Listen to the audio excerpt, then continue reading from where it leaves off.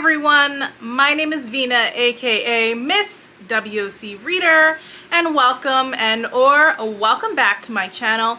Here's 10 books to read during the fall. So we're gonna start it off with a little bit of romance. I think the fall is actually a great time to read romantic suspense because you get that cuteness and that predictability of a romance, but you also get some action and a little bit of darkness.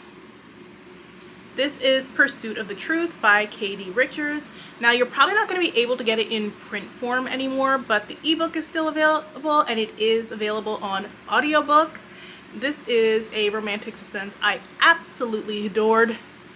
So, security expert Ryan West's worst fears come to life when hotel CEO Nadia Shelton is pushed in front of a taxi and nearly killed.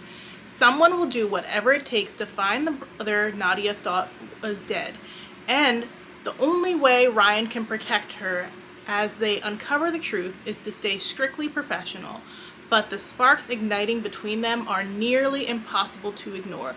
So this is the first book in the West Investigation series. It is quite a long series, and I think it's spun off by now.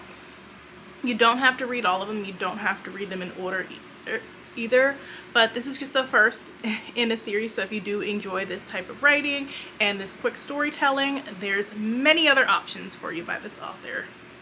The Princess and the PI by Nikki Payne. Now, this one is a little bit long for romantic suspense, but it was very enjoyable, and while it started off slow, it held my attention throughout. Fiona Adai is ready to set her plan in motion.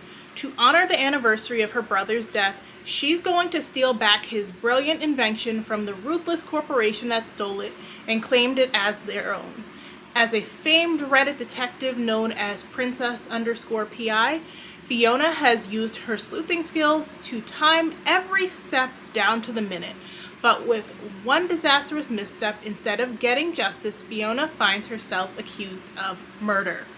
Maurice Bennett is no stranger to insomnia. These days, he's not losing sleep over the cases he's solving. He's running from the one he couldn't. He's been settling for small-time scandals that don't stir up the guilt he's buried. But when he spots Fiona Adai at the center of a murder investigation, something clicks. And for the first time in a long while, Maurice feels that old spark of intrigue. However, Fiona is not the helpless damsel she appears to be. Sure, she needs Maurice's help to clear her name, but she's got an ask of her own. She wants a crash course in real-world detective work. Maurice isn't exactly thrilled. With every late-night stakeout and tension-filled interrogation, their partnership, rife with intense and unexpected chemistry, unravels a complex web of corporate crime and familial secrets. To bring the real killer to light, they'll need to trust each other, and that might be the most dangerous gamble of all.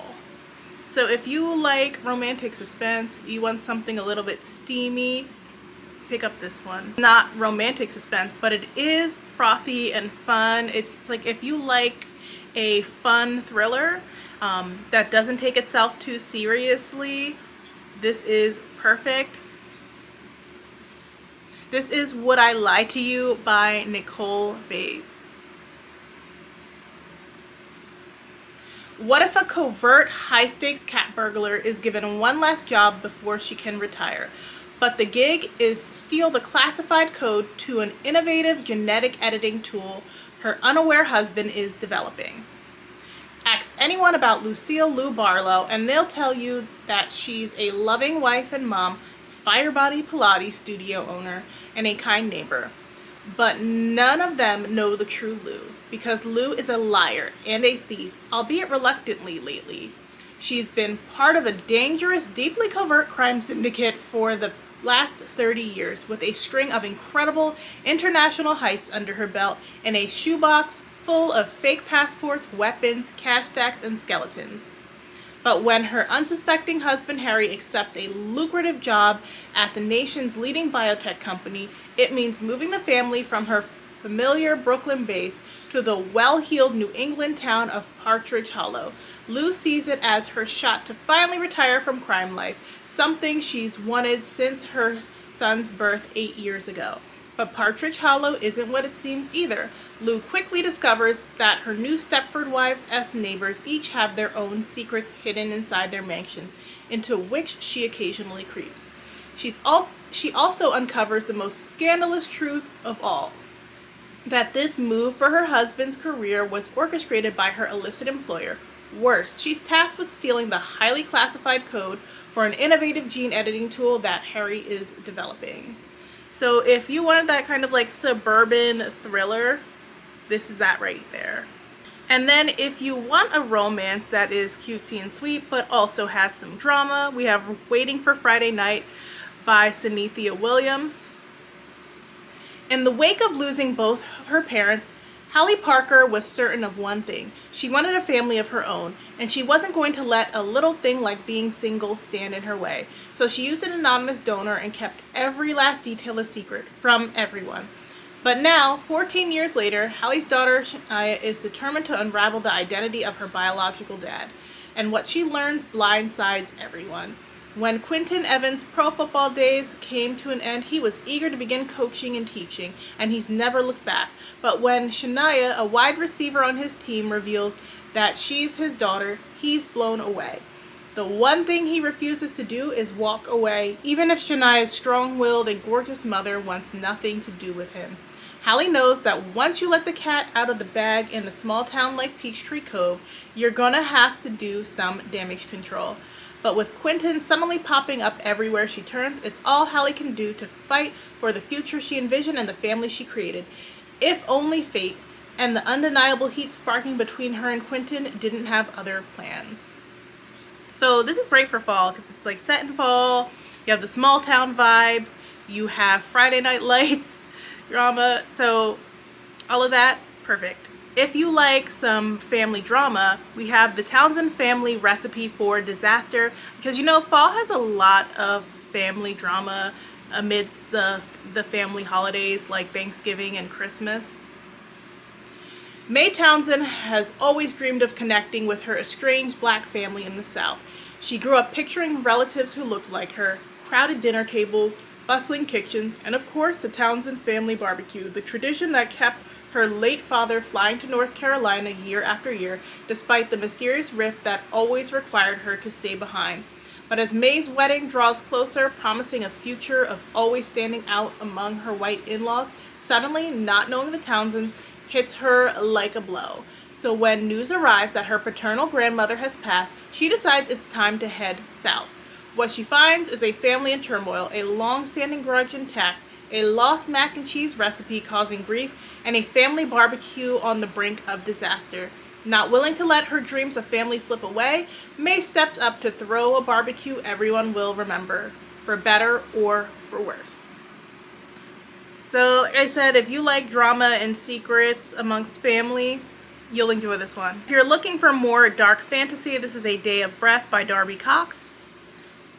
Ali is Niawa's longest-serving champion, a warrior given magical strength. She stands alone at the edge, protecting the kingdom from demonic hordes that emerge from a rift between the realms.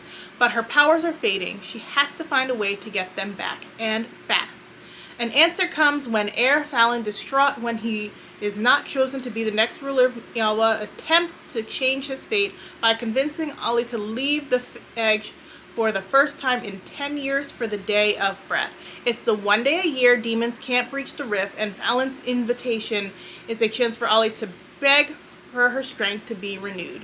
But reuniting with family and regaining her strength is interrupted when parasitic demons spread throughout the kingdom on the one day it should be impossible. As Ali grows weaker and Fallon struggles to take the throne, they have until midnight to find a way to stop the carnage before the rift awakens again. If you need something short, if you need something very unsettling, you like a little bit of light horror mixed with fantasy, you need to read Ring Shout. This is by P. Jelly Clark. In 1915, the birth of a nation cast a spell across America, swelling the clan's ranks and drinking deep from the darkest thoughts of white folk.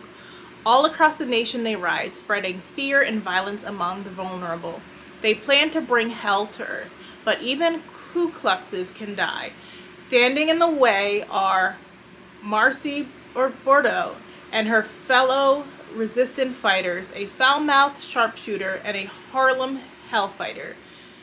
Armed with a blade, bullet, and bomb, they hunt their hunters and send the clan's demons straight to hell. But something awful is brewing in Macon, and the war on hell is about to heat up. Can Marcy stop the clan before it ends the world? This is an anthology. This is 9 Bar Blues, and it is by Cherie Renee Thomas. So if you like fantasy, if you like sci-fi, if you like a little bit of magical realism, this has all of that. And this is a great way to introduce yourself to an author you might not have read before.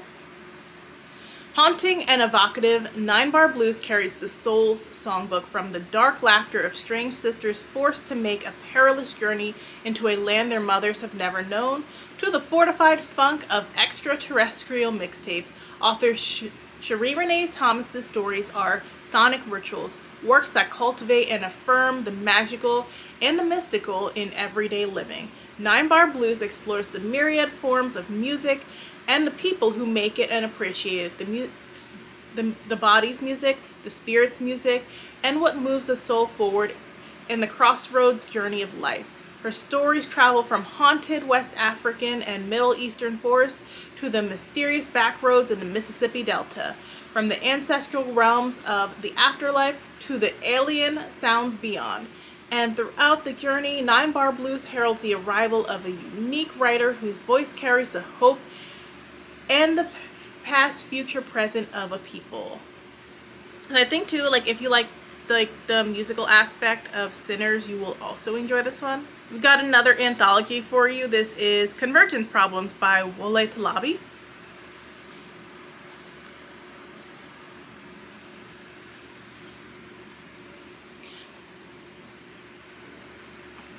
In an arc of electric skin, a roadside mechanic seeking justice volunteers to undergo a procedure that will increase the electrical conductivity of his skin by orders of magnitude.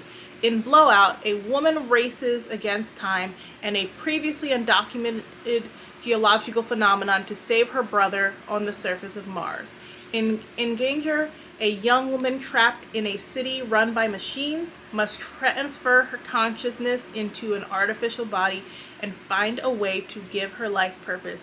In Debut, Nairobi-based technical support engineer tries to understand what is happening when an AI art system begins malfunctioning in ways that could change the world. The 16 stories of Convergence Problems, which include work published for the first time in this collection, rare stories, and recently acclaimed work, showcase Talabi at his creative best. Playful and profound, exciting and experimental, always interesting. So I think if you would like to get into a new author who writes in the sci-fi and fantasy space, Convergence Problems is a great introduction to Wole Talabi. Then we have Africa Risen, which was edited by Cherie Renee Thomas. And then we have Africa Risen, which was by various Black authors. This is another sci-fi and fantasy anthology.